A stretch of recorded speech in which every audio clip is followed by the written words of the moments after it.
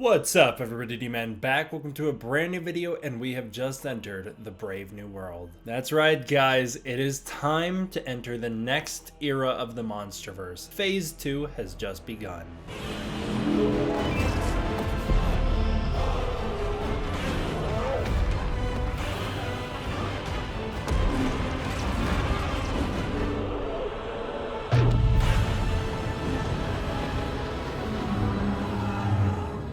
I'm really excited about these videos, man. I'll tell you what, I don't know anything that happened in 2022. I am learning so much as I'm doing this stuff. Happy New Year, by the way. I hope you're all staying warm. But it has been so much fun to start going through 2022, catching up on all the stuff I missed, and I gotta tell you, I missed a lot. What a big year, and what a big month. January was so big, I actually have to split it into multiple parts. So in today's video, we're actually gonna be doing something a little bit more similar to what we have been doing, and that's mostly talking about like Godzilla versus Kong rather than Monarch and the other stuff. But there's a lot to go through here, like a lot. So without further ado, I'm just going to jump right into it, and I'll probably have to spend less time on each topic so that this video doesn't wind up being an hour long. Starting out with CLMC's Music, who did a Godzilla X Pacific Rim mashup. It's pretty awesome. You can go check it out, link down below. I just wanted to give a huge shout out to him because I love the music mashups. You know, as someone who makes them myself, I gotta have a lot of respect for other people who make them, and I want to give credit where credit's due, and this is a great one, so go check it out. KOTM is somebody we're going to be talking about a lot in 2022. I know it's 2023. If you're new here, it might be confusing. We're gonna have to be talking about KOTM a lot in 2022, so I just wanted to mention this stuff because it gives him a lot of credibility, because I know there's a lot of people questioning his credibility. I myself was questioning his credibility back in January 2022, but there's a lot of stuff that builds credibility for him, starting out with an article he wrote with JD Lease for G-Fan magazine. This was their Godzilla vs. Kong edition, and the article's pretty fun. It's a pretty fun read. It's all about Godzilla swimming in movies and how it's always been unrealistic, and how that iconic scene in King of the Monsters where Godzilla stands up and shoots his beam into the sky isn't as out of the ordinary as you'd think, because Godzilla tends to stand on nothing all the time in the Toho movies when he's swimming around. KOTM also got a Godzilla vs. Kong novelization signed by Adam Wingard, and then announced Kingdom of the Monsters Book 1. Now, Kingdom of the Monsters Book 1 is KOTM's giant collection of interviews, behind-the-scene facts, set visits, everything that you could possibly want from Godzilla films, ranging from Toho all the way to Warner Bros. He covers it all. There are going to be so many interviews in this book, ranging from producers of Showa films to Gareth Edwards to Andy Serkis to Alan Max and Richard Dorton, Michael Dougherty, Kaylee, Hottle, actors who were cut from Godzilla vs. Kong, stunt actors, Matt Frank, Drew Edward Johnson, Yoko Higuchi, so many, including Luigi Cozzi. Unfortunately for us English speakers, it will be released in German, so you'll have to translate it if you get it. But I've been talking to KOTM quite a bit recently, and I'm definitely going to jump on board for that, because I think this book is going to have a lot of good stuff in it. For those of you who don't know, KOTM is a film journalist who has had a lot of connections to the Godzilla franchise over the years, and specifically a lot of connections to the Monsterverse. So KOTM has been all over the Monsterverse and has been giving us helpful little teasers about what's to come for the Monsterverse, and we'll talk about that in the next video. Alright, let's keep it moving. We have pictures from the Godzilla vs. Kong screening. These also come from KOTM, showing off the sushi bar. Apparently it wasn't a great sushi bar, but I just wanted to show it off because it's a little snippet of Godzilla history that many of us didn't know about. Matt Frank teased sketches from an upcoming official Monsterverse project featuring the Mothra larvae, Behemoth's arm, and an Amalok sketch. Now, if I had to warrant a guess, I would say these are probably in relation to Spiral Studios' line of Monsterverse figures. I don't know why Matt Frank wouldn't have just said that if that's the case, but as far as June 2022, he's still never commented as to what this was in relation to, at least not on this original post, so maybe I'll discover it as I continue through 2022, but as of now, I don't know what this refers to. In a move I never thought I would see, X Plus is releasing a Godzilla 1998. This is the Godzilla 1998 night version Deatho reel. I guess it's a little different than their day version. This one's a little cooler and a little more blue, and I just love seeing the 98 design getting some credit and love. Although I don't like the movie, although I don't like the design, I still think it's a very unique monster look, and I really like the premise of it. I certainly appreciate its existence, even if I don't like the movie it came from, and we'll talk about that later. I'm in the majority opinion here. A lot of Godzilla fans have this opinion. This is nothing new, but I do certainly agree with the not so hot take that Godzilla 98's design is a great monster design, but a bad Godzilla design. This thing would be an incredible Ultraman monster or supporting character in the Godzilla universe. I just like it because it's different. It's something more unique, and I never thought Toho would go back to touching this design and giving credit to it by giving figures and stuff like that. But where there's money to be made, I guess they'll go back and scrape the bottom of the barrel,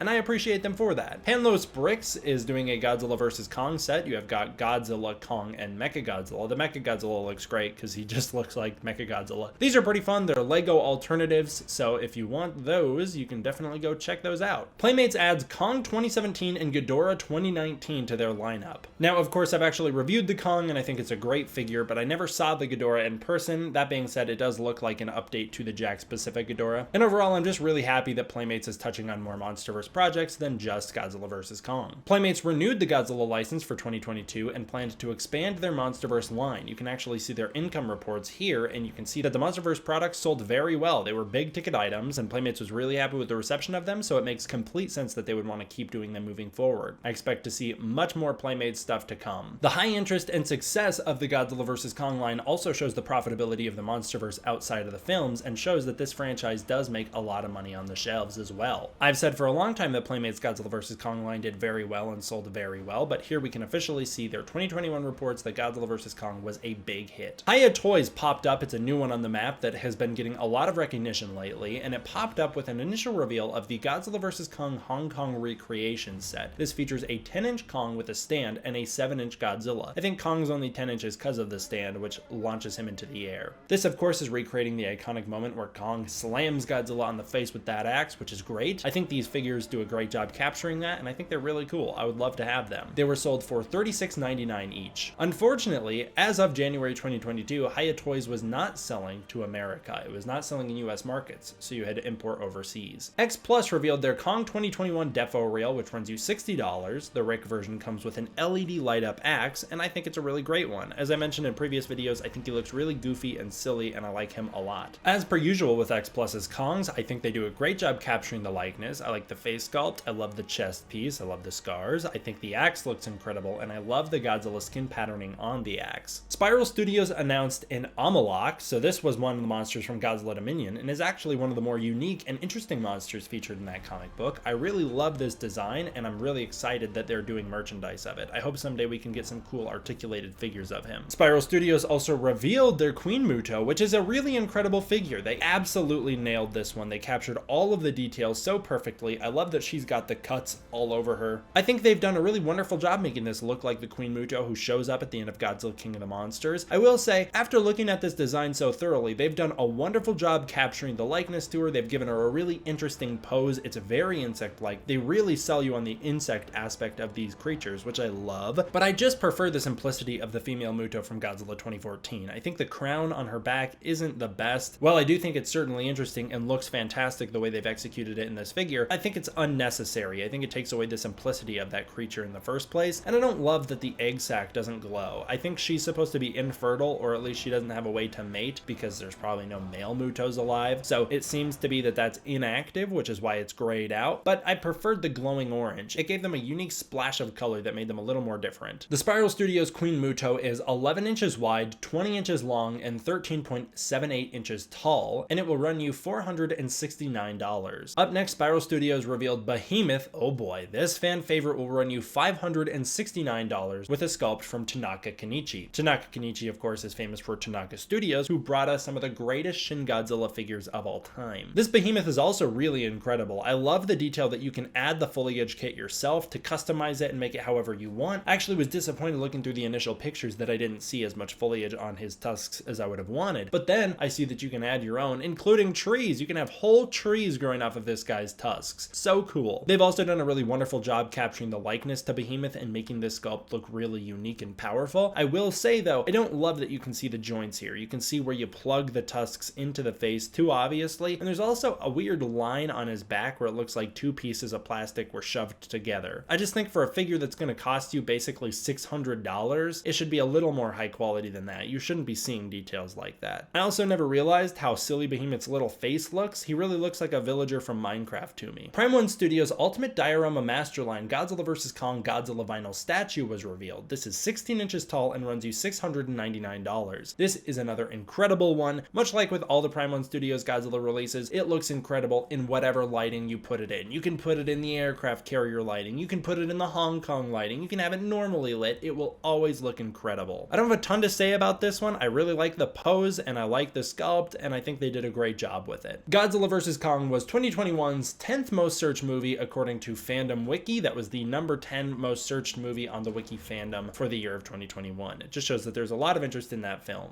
Legendary Comics teases more MonsterVerse projects to come as they get back to it as the start of the new year. The start of that year, anyways, was 2022. Of course, there wasn't a lot of Legendary Comics MonsterVerse reveals in 2022 other than the MonsterVerse Omnibus, which came at the very end of the year, but I think this is just an indication that they're planning to move forward with the MonsterVerse in general. Although I will say, this post just refers to them getting back to work on all of their projects, MonsterVerse or not. It's not specifically a MonsterVerse post, despite the fact that they use that Kong image. But I think the fact that they picked the Kong image in the first place shows that they are going to move forward with the MonsterVerse as the MonsterVerse continues. This was a really hot topic back in January 2022, and I understand why. Roland Emmerich came out of the little cave that he hides in and only comes out of every couple years to release another crummy disaster movie, and he had some interesting things to say. Of course, Godzilla vs. Kong was still a hot topic at the time of this interview, so he just wanted to capitalize on the popularity of that very clearly by talking trash about Godzilla. It's kind of the same way that a lot of directors drum up drama regarding their movie and get press for themselves by talking trash about Marvel, except in this case, the guy just made a bad Godzilla movie. And I love that Roland Emmerich is egotistical enough to talk so much trash about Godzilla and yet have a desk full of merchandise from Godzilla. He's of course got Godzilla's egg from the end of that movie. He's got a poster which shows off the opening weekend for Godzilla 1998, which, like, man, it barely made back the money you spent on it. You guys spent way too much on advertising, so that movie did so poorly that you didn't get a sequel. Roland Emmerich, what are you doing? He's also got a Toho Godzilla here, which is very strange considering he hates Toho's Godzilla. He's got a Godzilla banner, and then he's got a little replica taxi cab from the ending of that movie, which that one's fine. I understand why you'd keep that. But man, if you hate Godzilla as much as you do, why are you keeping so much Godzilla merch in your room? Maybe it's like to remind him to be like, I can never go back. Never. No, I'm not going back to those days. Anyways, getting into what he actually talked about, he said that he didn't want to do Godzilla in the first place, but he was made some sort of unheard of deal which sold him on it. Apparently, he decided to go about the film really radically, to get rid of the big belly Godzilla, as he calls it. He really likes to call Toho's Godzilla fat. To get rid of the fat Godzilla and turn him into a lizard instead. Apparently, according to Roland Emmerich, which is just, yeah, we always trust his word on Godzilla. He made these decisions in an attempt to get himself fired, to prove that he was unfit for the job, but instead Toho just went, okay, I guess that'll be the American Godzilla, and then we'll still do our fat Godzilla. Yeah, that's his quote. Apparently Toho was like, yeah, let's do the fat Godzilla. I don't know, man. I hate Roland Emmerich. I think he's such a hack filmmaker. I think his movies are bad, and I hate his attitude.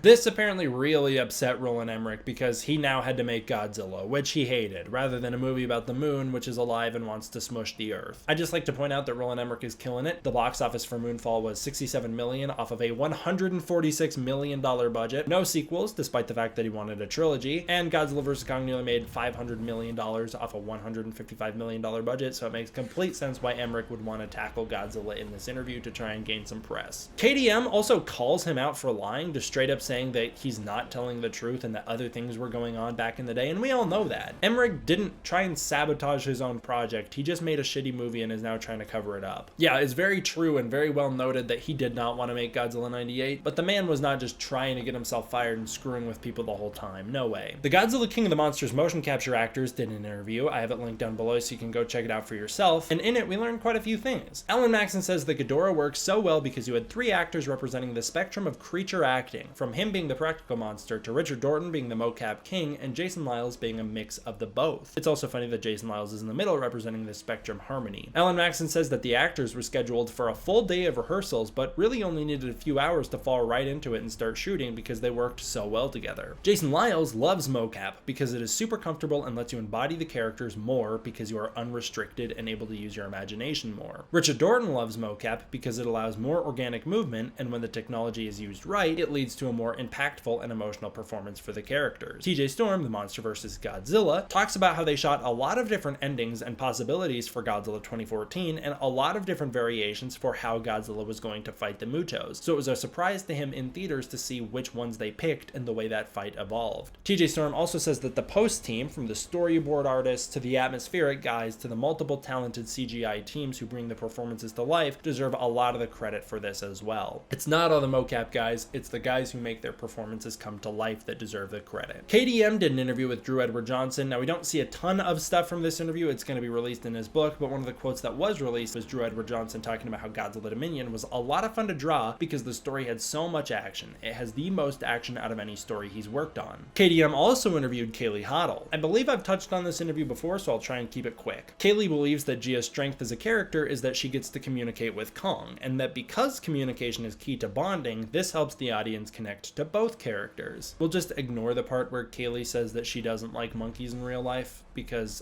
how do you not like monkeys? They're great. Kaylee's career goal is to help the deaf community, and acting is really just a good way to raise awareness and grow a platform to do so. A very noble goal. Kaylee says she would love to come back for another film, and hey, she did.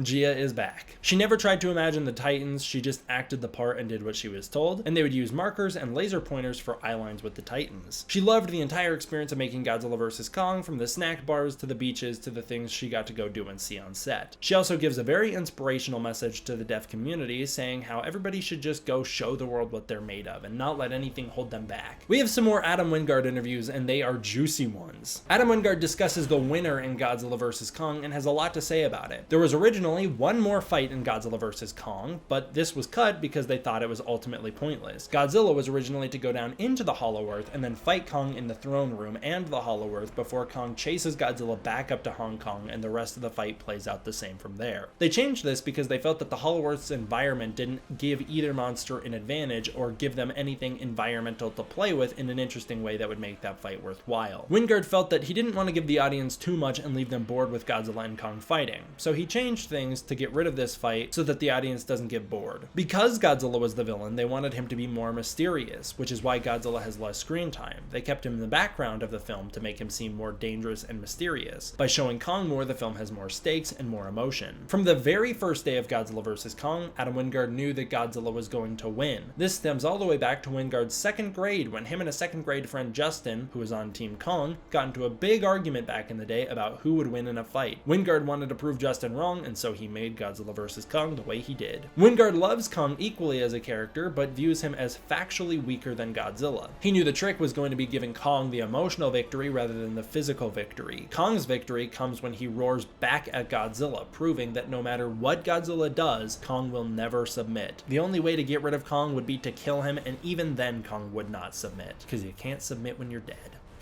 And later, Kong gets to save the day, which is his moment for the fans to still have fun with. Apparently, in Bornstein's original draft for Godzilla vs. Kong, Kong died at the end of the movie, and Wingard did not want to do this. He felt that Kong's tragedy is overplayed, and that he's always dying or getting his ass kicked, so it really wouldn't do anything to benefit this film. No one wants to see him get killed again. It would also limit future potential uses of this character. That is a really hopeful thing to hear, because I'm still convinced Wingard wants to kill Kong in a future movie, so I like hearing him say this to defend the decision to not kill Kong here, and I hope they don't kill him moving forward. I know that Max Bornstein really wants Kong dead and keeps pitching it. I don't know why he does that. Even if you replace Kong with a younger Kong, why? You're just erasing the character development and connection we have to the character who already exists. You're just undoing the work you've done. Adam Wingard says that Kong does not submit to Godzilla at the end of the film. Even when Kong drops the axe, he only drops it out of respect that Godzilla won in the first place. He doesn't drop it because he's afraid of Godzilla, or because he's bowing to Godzilla, or even because he chooses to acknowledge Godzilla as the alpha. He chooses to drop it because he respects that Godzilla hates that axe and understands what it means to Godzilla. At the end, Godzilla has more of an issue with the axe than Kong, and chooses to respect Kong's decision to not challenge his title of king. Because Kong doesn't want the title of king, Godzilla doesn't need him to bow. Basically, what Adam Wingard is saying in this interview is something I've been saying on Twitter for years, which is Godzilla may be the alpha titan,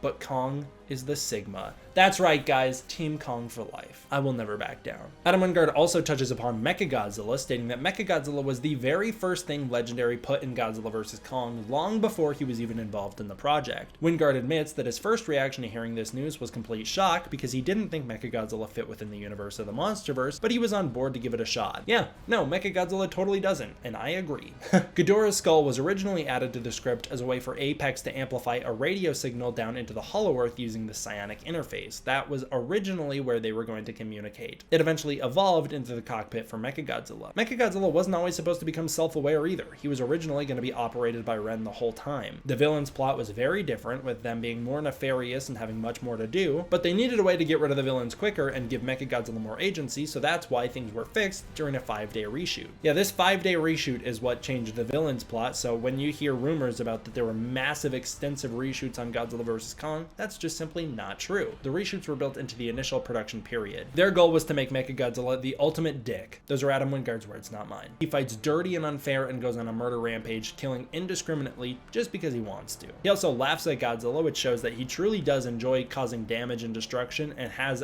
actual emotions. He isn't Ghidorah, he's not an AI, he is something different. Godzilla vs. Mechagodzilla was the hardest fight to choreograph in the movie because they needed a way to make it unique and show off Mechagodzilla is better than Godzilla. Originally, Godzilla was supposed to hold his own more in this fight, but they never felt that it was right because it took away the agency from Mechagodzilla. So ultimately, we got the ultimate smackdown that's in the film. And I love it. I love that fight so much. It is so funny. Alright, getting into some behind the scenes stuff. Wanda Group, who originally bought Legendary a while ago, and there was a whole big thing. I remember some people were upset about it. I really never noticed any impacts of it. I'm sure that some people would say that the reason the MonsterVerse consistently visits China or has Chinese actors in it ever since Kong Skull Island is because of Wanda Group, which might be true, but it really didn't ultimately impact the films that much. Anyways, Legendary sold a minority stake of the company to Apollo for $760 million, and somehow this put Legendary in creative control. So now they have complete creative control. Wanda Group reduced its ownership of the company while remaining the majority shareholder, but they are no longer going to be as creatively involved. 2021 was Legendary's most profitable year to date in a pandemic during one of the worst years in cinema history. Legendary was doing great, and this was largely due to both Godzilla vs. Kong and Dune, which is understandable why they're moving forward with both franchises. And so, moving into 2022, they plan to ramp up production of TV shows, projects, and films, and that is exactly what we have seen them do. If I didn't know it already, I would guess that a MonsterVerse show was on the way. The Visual Effects Society nominated Godzilla vs. Kong for Best Visual Effects. It actually got nominated for 3 categories: Outstanding VFX, Outstanding Visual Cinematography, and Outstanding FX Simulations. I don't really know why the Outstanding Visual Cinematography is for the boat battle in particular. While it is a fantastic sequence and I really love the work they do in that scene, I really think the Hong Kong fight shines way more in the cinematography department than that ocean fight. And then finally, in the real world, in real world science, Ghidorah has been discovered and truthfully exists. There was a branch worm with multiple regenerative tails that was named King Ghidorah. This was in relation to the MonsterVerse King Ghidorah, who is able to regrow his heads and has multiple heads.